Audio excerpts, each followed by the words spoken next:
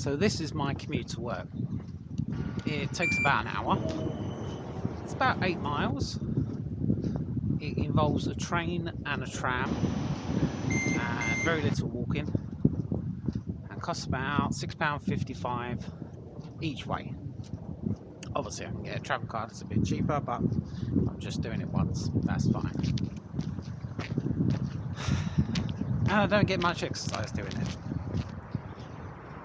and I don't really enjoy it. So I thought, is there a greener way to commute?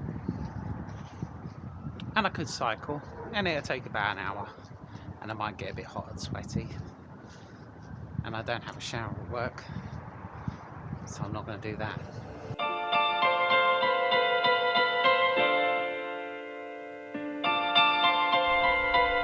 So this is my alternative commute, and I am in Mitcham Common, which is just fantastic. I'll be honest, you can cut through the woods just over here, or you can just take this lovely hill with this sort of amazing view, still with a busy road. This takes me, so my commute from the studio, I normally walk 10 minutes, get a tram, go to Wimbledon, get a train, 15 minutes on the train, and then walk 3.5 minutes and I'm home. That process somehow still takes an hour with train times. This commute, I'm cutting out the tram completely. I'm walking, should take about 40 minutes to walk to a train station, where I'm then getting a train, and then I've got another walk which is about 25 minutes. So I'm adding just one way nearly an hour walk to my day, which I don't really know how many it's in kilometers or miles, but I found that when I was doing it, I was walking about 10 kilometers a day. So 10 kilometers a day, say you do that 5 days a week, is about 200 kilometers a month. Over the year, 2,400 kilometers. Now my target just to walk this year, just going for walks, is 2,022 kilometers to walk in the year. And I'm finally slightly ahead of target, because during Easter there were no trams, so I had to do this walk every week, and I didn't always take the lovely green walk that I got now. I kind of went walking down the Pearly Way in Croydon, and also I tried all sorts of different ways to find a nice commute for myself. But this is just amazing. I mean, honestly, Croydon and this part of Merton does kind of lack in sort of green space, or it's sort of hidden away.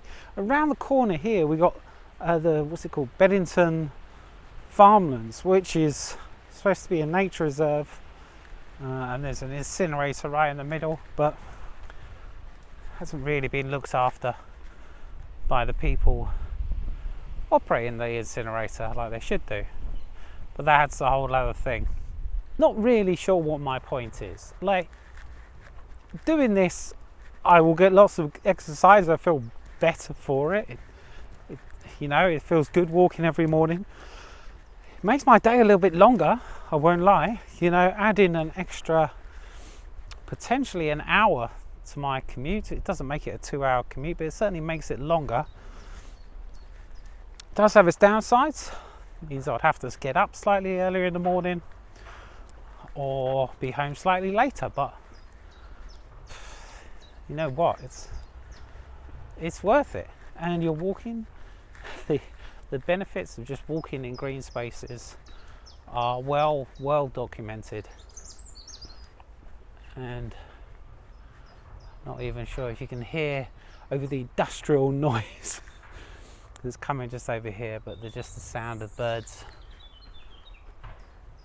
I mean, what is not to like is kind of my point. And what I think, you know, however you commute, whether, say you're working in London, and obviously it doesn't need to be London centric, but a lot of people will get the train into London, then go on the underground, which nobody enjoys, and then get to their workplace, where you could just decide to cut out the underground and then just walk. And there's so many wonderful green routes through London. You could be walking along canals, walking alongside the river, anywhere really. Okay, this is the first leg of my green journey that's sort of coming to an end. And actually, by walking this route, I've basically walked one tram stop. We can actually see the tram stop, the 5G tower looming over it, slowly approaching. And this route is quite nice. It takes you behind the tram and you just got to follow it along, but let's pick up with that in a second. Now Mazen tram turning up, but we're not going to get that. We're going to follow this little path down here. Alright, we're going to duck away from the tram line, and look at this. Look at this little trail. Straight in. And I was walking down here just the other day, and you can see some of the bluebells. And it does seem quite an unused.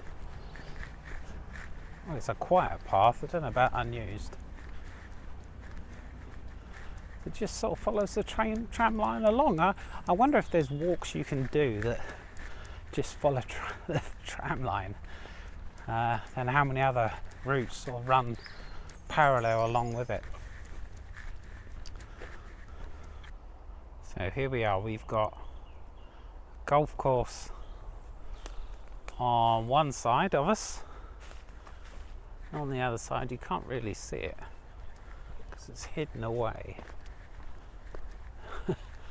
behind this fence. But that is a nature reserve just on the other side there. And we've just got this absolutely amazing path to follow.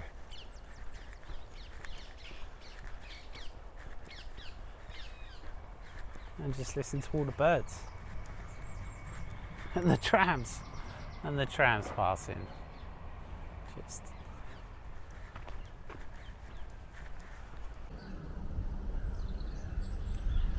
we're just passing over the train line, which the train station we're going to is just down there, and that heads into under Bridge, Victoria, somewhere like that. And I'm going to come back on this train and head down there.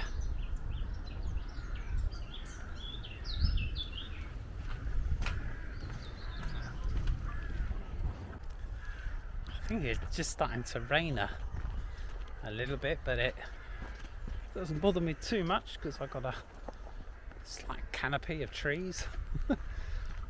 And I'm just sort of getting to the end of my first section. The next section isn't too interesting. I will show a little clip, but it's just a 20-minute walking through your village, which is where I live. So the actual route today, my commute, basically between your village, which is near Epsom, and then goes on through to North Croydon, almost Thornton Heath. Oh my goodness, look at this. It's just swinging around. Look at that.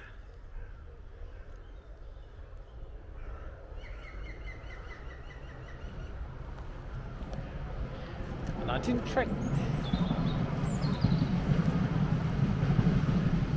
check chain times because I didn't want to rush. No, the train's going the wrong way. I haven't missed much for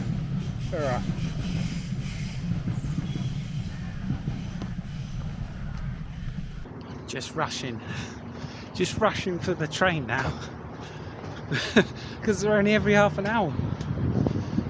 Don't see why. So it's all very well having a nice green commute and losing yourself in nature, but you know, check what time the trains are coming.